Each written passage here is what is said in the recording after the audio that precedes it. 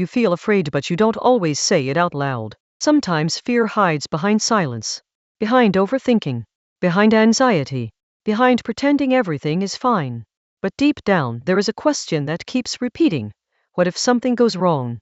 Fear is powerful. It can freeze you, slow you down, make small problems feel enormous. It whispers worst-case scenarios. It shows you everything that could fall apart. It convinces you that you are not ready, not strong enough, not prepared enough, not capable enough. And the longer you listen to fear, the louder it becomes. But here is something important. Fear is a feeling.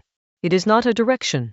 The Bible says, "Do not fear, for I am with you." Not because life is easy, not because nothing will ever go wrong, but because you are not facing it alone. Fear tries to convince you that everything depends on you, that if you don't control every detail, everything will collapse. But God never asked you to control everything. He asked you to trust Him. Fear focuses on what could happen. Faith focuses on who is with you. Fear magnifies the problem. Faith magnifies God.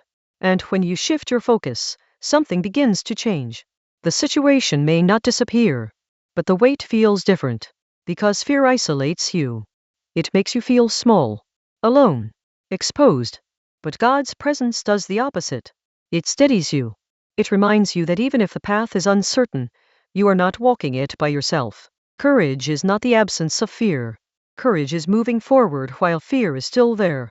It is choosing trust even when your heart feels restless. It is taking one small step, even when you cannot see the whole picture. You do not need to eliminate fear to move forward. You just need to decide who you will listen to. The voice of fear or the voice of faith.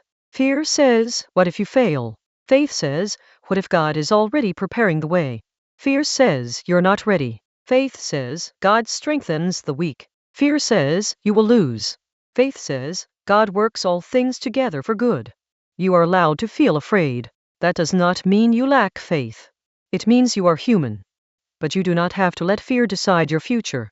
You can pause, breathe, and remember that fear does not control the outcome. God does. There will always be uncertainty. There will always be risks. There will always be moments where you don't know what comes next. But uncertainty is not the same as danger. And fear is not the same as truth.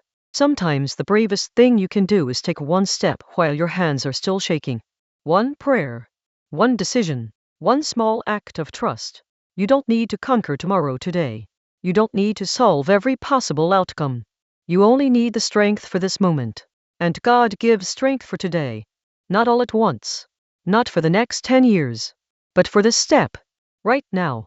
Fear loses its power when you stop trying to defeat it alone. When you release it. When you choose to trust instead of panic. And slowly, the voice of fear becomes quieter. Not because life is perfect, but because your foundation is stronger. You are not defined by what scares you. You are defined by who walks with you. And even when fear shows up, God remains steady, present, unshaken, and you can move forward anyway. Fear often tries to predict a future that hasn't happened. It builds scenarios. It creates conversations that never took place. It prepares you for disasters that may never come. And the mind begins to live in a reality that does not exist. That is how fear steals peace. Not by changing your situation, but by changing your focus. You start living in what if instead of what is. But right now, in this moment, you are breathing. You are here.